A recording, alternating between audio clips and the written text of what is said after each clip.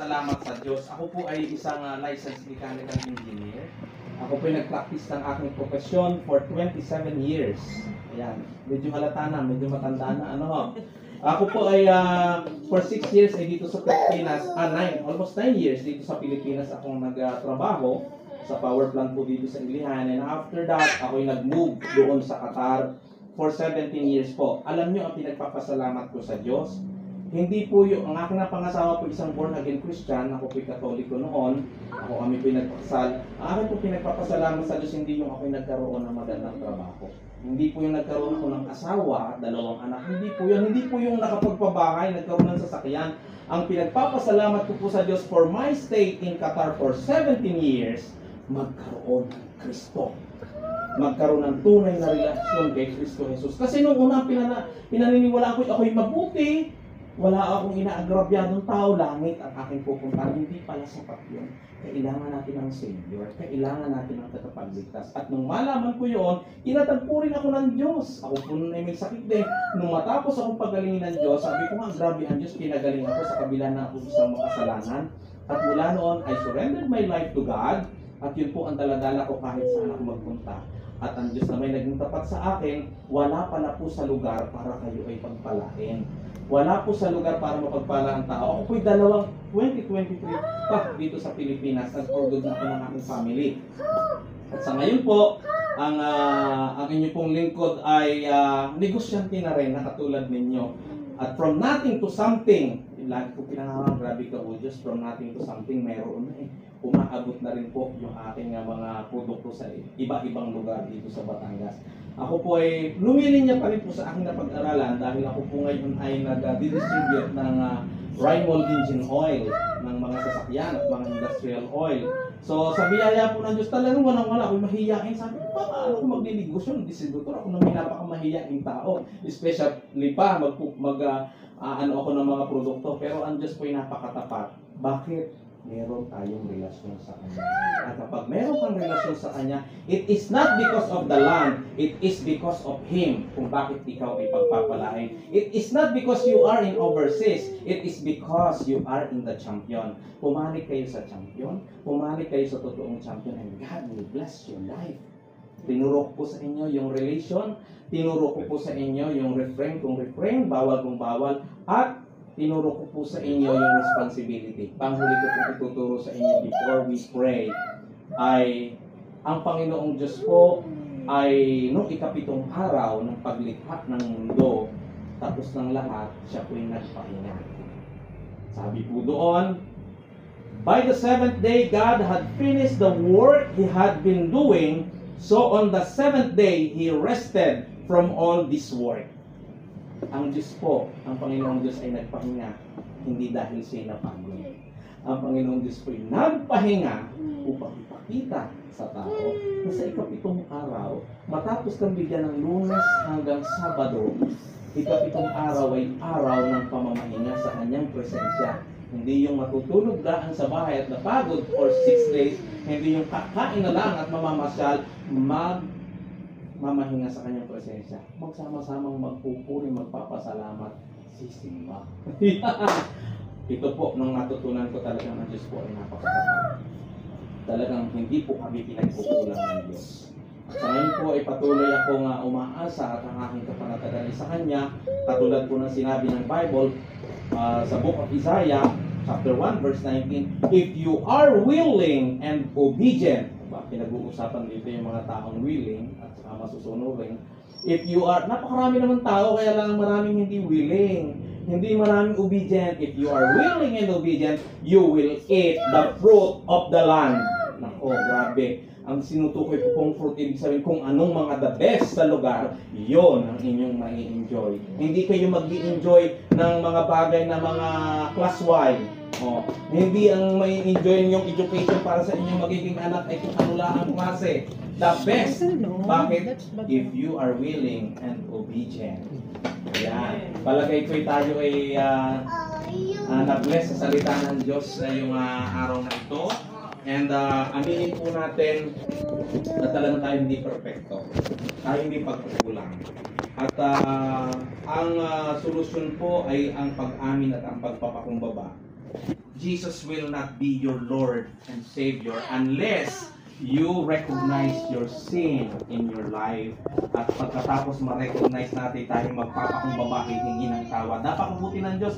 At sinabi nga niya, for God so loved the world that He gave His one and only begotten Son, and whoever believes in Him, naku, whoever, hindi lahat ha, sabi po din, whoever believes in Him shall not perish, but have an eternal life. Kayo, tayong lahat, talaga ang mabuting manampalataya sa Kanya upang tayo magkaroon ng kaligtasan at hindi tayo mapahamak. Maluwang ang daan patungo sa kapahamakan, makitid ang daan patungo sa kaligtasan.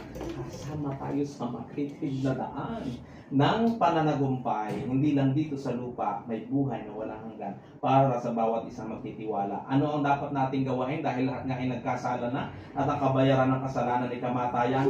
Naku, ang regalo ng Diyos ay buhay na walang hanggan. Sa pamamagitan ng pakikipag-isa natin kay Kristo Jesus, ating tanggapin siya bilang Diyos at tagapagligtas ng ating buhay, and then you will have eternal life. Ang sabi ng Diyos, ako'y naparito upang bigyan kayo ng buhay, buhay na ganap at kasiyasiya. Naku po, ang inyong natitikman. Sabihin, kami na may pinagpapala na ng Diyos nung status namin ganun. Ito yung aming pinaniniwalaan. But you know, kung kayo pinagpapala na, even more kayong pagpapalain, makipagrelasyon tayo kay Kristo Jesus. Even more. Okay?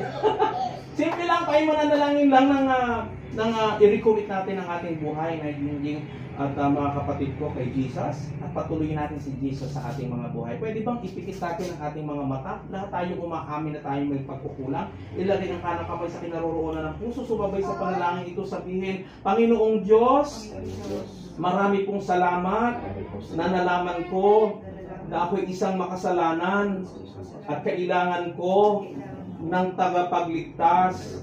Sa oras na ito, salamat po na nalaman ko ang kaparaanan upang maging hawa ang aking buhay.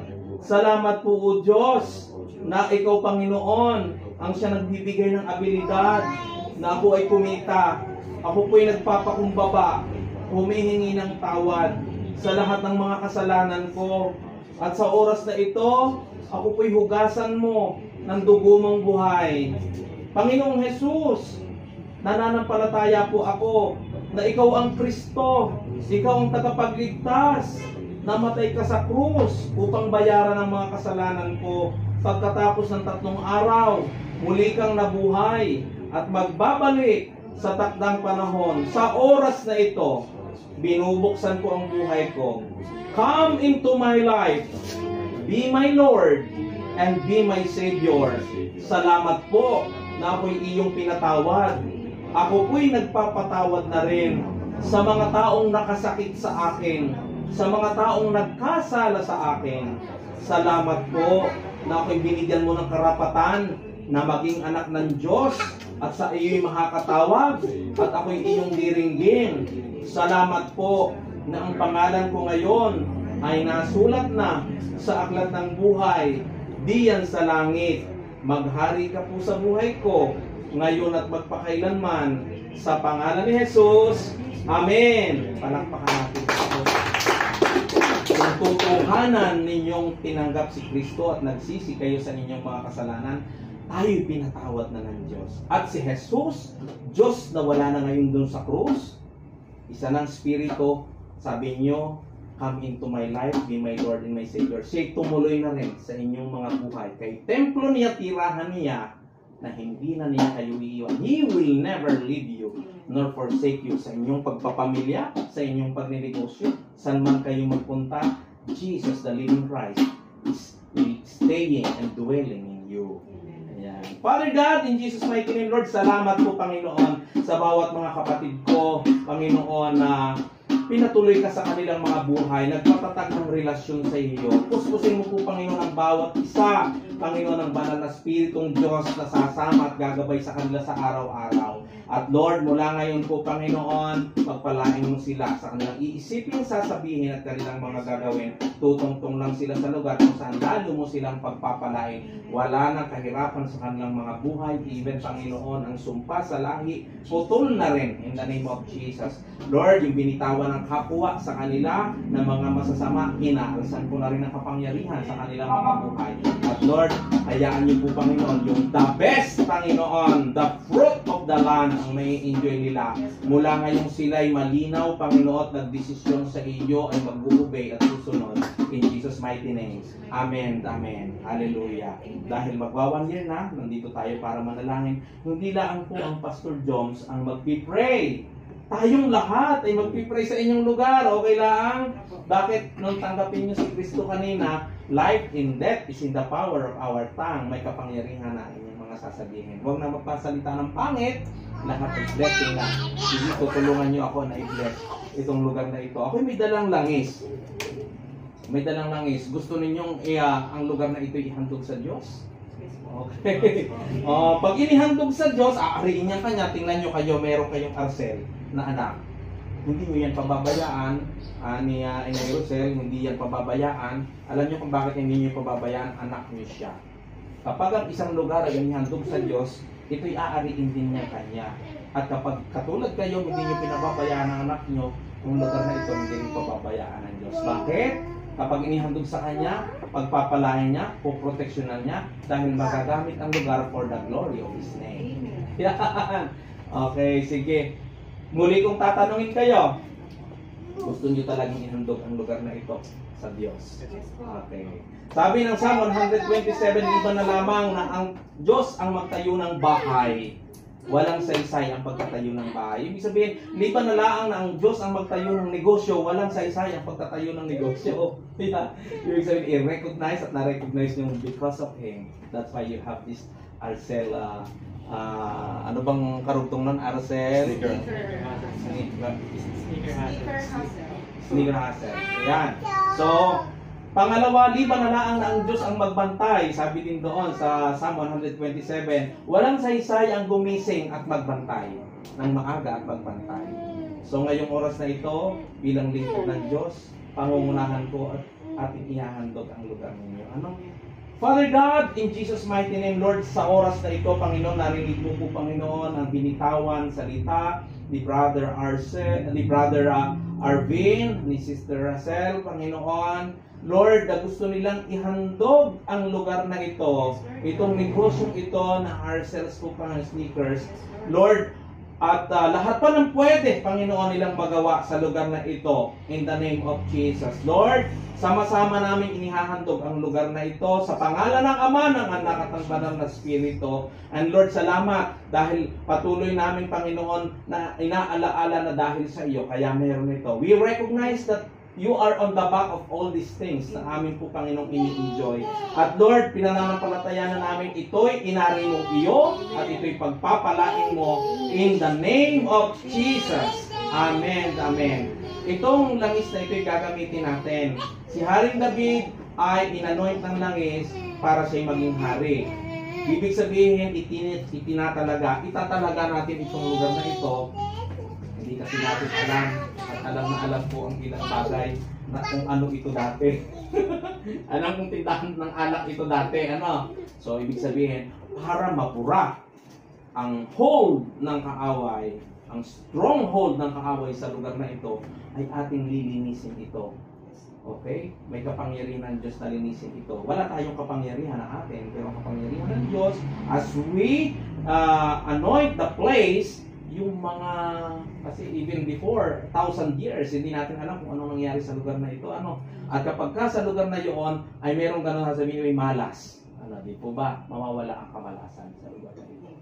Okay.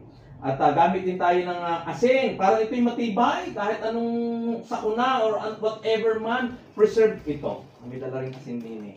O manaming nasa langit, Lord, naririto po, Panginoon, mga element na ito. Ang isa ito, Lord, yung talisay, yung ibig po, Panginoon, ng asin na ito. O Lord, yan upang mangyari ang kalooban mo, Panginoon, sa lugar na ito, Panginoon, as we declare this place your holy ground in the name of Jesus. Amen and amen. Ang langis ay ginagamit para magkaroon ng lasa, ang isang pagkain. Ang ang asin ay ginagamit din upang, meron kasing kwento sa Biblia na nangyari nung una sa Old Testament, merong isang bukal ng tubig na kapag ka ito'y dumadali sa mga halaman, namamatay ang mga halaman, pati mga hayop na makainom ay namamatay. Anong ginawa ng propeta Elisha? Siya inutusan ng Diyos kumuha ng isang mangkok ng asin at ito'y kanyang isinabog doon sa bukal ng tubig, sa batis ng tubig. Ang sabi niya, gumaling kang tubig ka. In Jesus' mighty name. At mula noon, yung idinadaloy niya, nagiging maganda na para sa mga halaman at nabubuhay na yung mga hayop. So, ibig sabihin, sa lugar na ito, okay lang tayo magsasabog din ng asin. Upang sa ganon,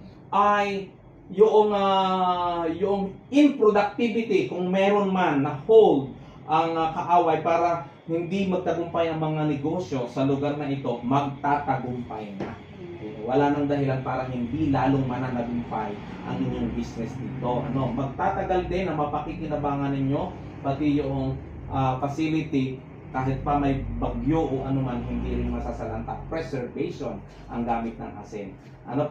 Ay sige po, unahin muna natin, kuha kayo ng langis at tulungan nyo na ako na magdeklara sa lugar ninyong ito. Ideklara nyo ang gusto nyong mangyari sa lugar na ito, na ito'y maging malinis at lahat ng past o mga pangit ay sa oras na ito ay mabura. Ayan. So, Father God, in Jesus' mighty name, Lord, sa oras na ito po, Panginoon, Lord, ay aking dinideklara, Panginoon, na ang nakaraan, Panginoon, ay wala nang kapangyarihan sa lugar na ito. In the name of Jesus.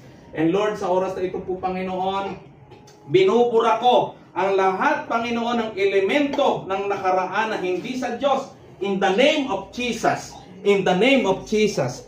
In the name of Jesus. At dinideklara ko po, Panginoon, na ngayong oras na ito, mula kailaliman, O Lord, mula kailaliman, Panginoon, mula kailaliman, in the name of Jesus, hanggang dito, in the name of Jesus, mula kailaliman ng lupa, hanggang dito, hanggang kaitaasan, in the name of Jesus, in the name of Jesus, Lord, ay maging malinis, in the name of Jesus. In the name of Jesus. Hanggang kaitaasan. In the name of Jesus. Lord, tinatalaga namin ang lugar na ito sa iyo lamang. Aming Amang nasa langit.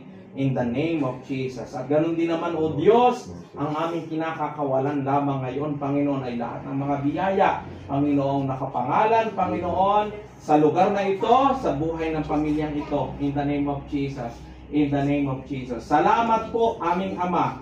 In the name of Jesus. Tulungan naman ninyo ako para sa sa asin, pwede nyo isabog at mag-declare kayo. Ayan.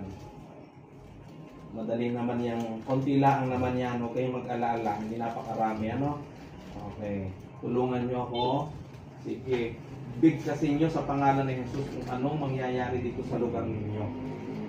Siyempre, maganda ang inyong bibitawan at yan ang mangyayari. Hallelujah. Ama naming nasa langit, Lord, in the name of Jesus, Lord, sa oras na ito, ang espiritu ng pagkalugi ay aming sinasaway sa lugar na ito. In the name of Jesus. Ang espiritu po, Panginoon, ng improductivity na hindi pagkita ay aming sinasaway. In the name of Jesus. At ngayong oras na ito, katulad ng pinangyari mo doon sa lugar, Panginoon, ng Jericho, Panginoon, in the name of Jesus, naging masagana, Panginoon, nagamot, Panginoon, yung problema, naging masagana ang buhay. In the name of Jesus, ng mga nasa lugar, magiging masagana, Panginoon, ang buhay, Panginoon, ng pamilyang nagmamanage ng hanap buhay na ito ng RCL in the name of Jesus. In the name of Jesus. Lord, ganun din po, Panginoon, iingatan mo po, Panginoon, ang facilities kahit ano pong sakuna ang mangyari, Panginoon, sa palibot. Ito po, Panginoon, hindi maapektuhan kahit anong sakuna ang mangyari dito sa Batangas, Panginoon. Ito'y hindi maaapektuhan. Mapipreserve, Panginoon. Preserve din po, Panginoon, ang lahat ng mga item dito sa loob sa mga magnanakaw. In the name of Jesus. Sunog at kahit ano po, Panginoon, na mga hindi mabuti, i-preserve i-preserve mo po, Panginoon, ang lugar na ito in the name of Jesus. And Lord, dinideklara namin, Panginoon, na magkakaroon ng magandang pagkita, masiglang paghahanap buhay in the name of Jesus. Maraming customer in the name of Jesus ang hahayaan po, Panginoon, papasok at lalabas dito, magiging satisfied customer sila sa mga produkto na itinitinda dito in the name of Jesus, in the name of Jesus, Lord.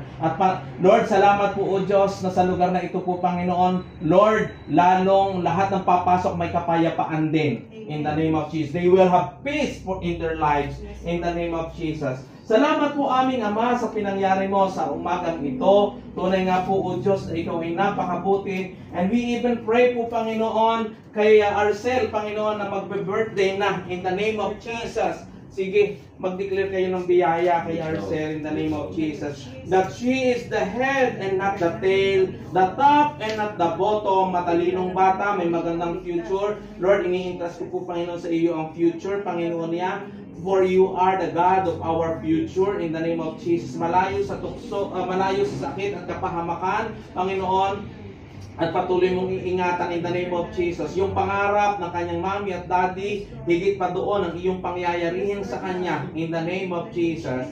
Salamat po, O Diyos, as we entrust po, Panginoon, ang Brother Arvin, ang Sister Arcel, Panginoon, sa iyo in the name of Jesus. That even more, Panginoon, maramdaman niya ang iyong matinding pagkilos, ang mayaman mong kalooban sa kanilang mga buhay. That you will continually bless lahat ng iisipin, Panginoon, sasabihin at gagawin ng kanyang mga kamay, ng kanilang mga kamay. In the name of Jesus. Lord, walang kahirapan po, Panginoon, kasaganaan lang, Panginoon. At hayaan mo, O Diyos, na hindi lamang ito, marami pang mga businesses ang kanilang mabubuksan. For the glory of your name, ikaw ang mapaparangalan, ikaw ang dadakilain sa kanilang mga buhay.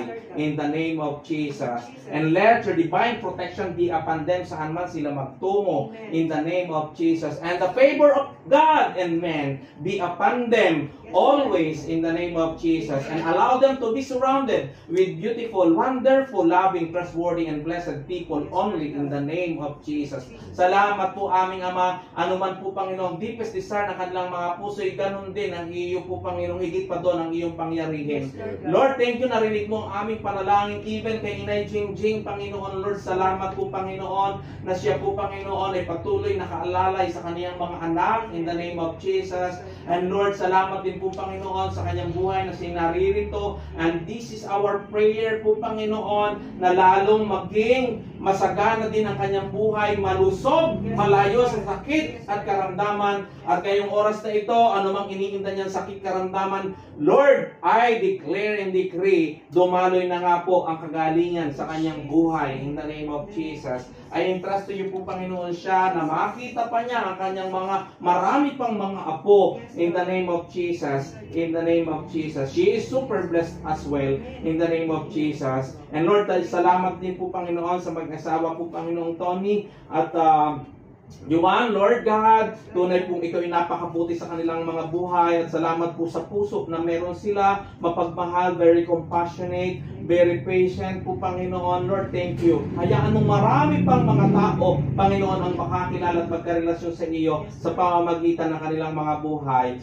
Lord, thank you so much for your presence in this place. In the name of Jesus. At sinisilihan ko ang lahat ng panalangin ito ng iyong banal at makapangyarihang dugo, Panginoong Jesus, at sa iyo lamang ang lahat ng papuri, parangal, pagsamba at pagdakila. In Jesus' mighty name. Amen. Amen. Amen. Hallelujah. Isang natin ang ating mga kamay para sa benediksyon.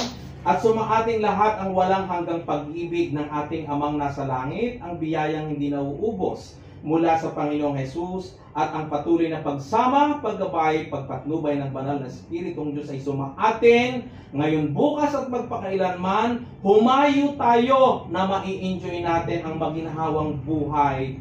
Walang magkakasakit, lahat ay super blessed lang in Jesus' mighty name. Amen. Amen. Congratulations sa inyong anniversary. Congratulations. And more blessings sa inyo.